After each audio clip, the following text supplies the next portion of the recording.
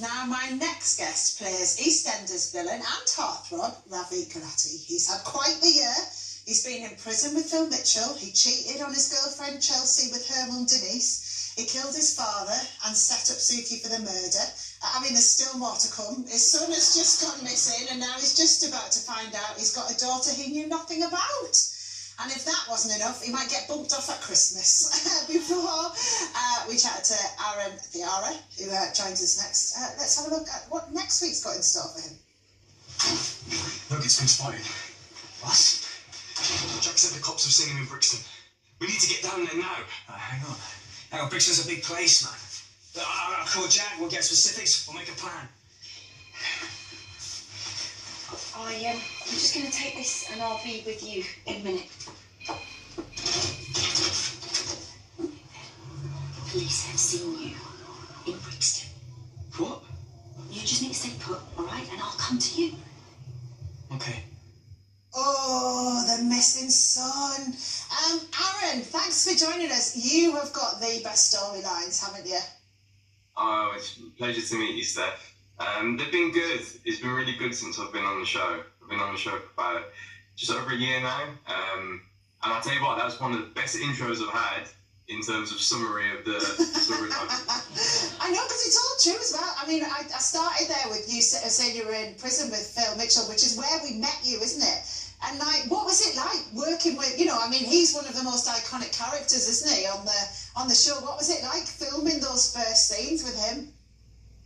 Look, I think for an intro to a show, and being with Steve and the scenario that we was in for Ravi and Phil, it was a dream. There's no better way to be introduced as a character onto a show like this. Steve is an absolute pleasure to work with. I can only wish that I had more to do with him. Maybe I do. Yeah. Maybe Whoa. It feels like such a long time ago now. Yeah, but only a year. We've done so much. Yeah, but it was a lot of fun.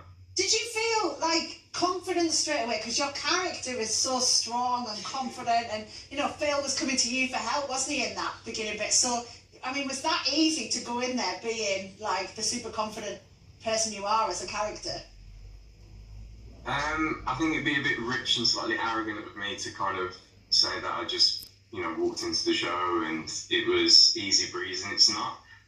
Just because of the weight of the show and how prestigious and amazing it is.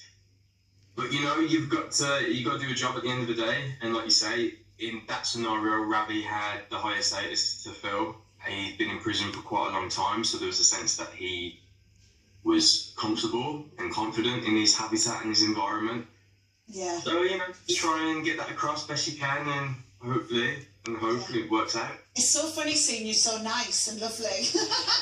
Well, on that, you obviously, you played the part brilliantly. You won Best Villain, didn't you, at the British Soap Awards, which must have been amazing to win that in June.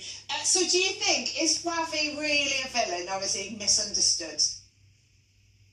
Thank you for that. That's really kind of you.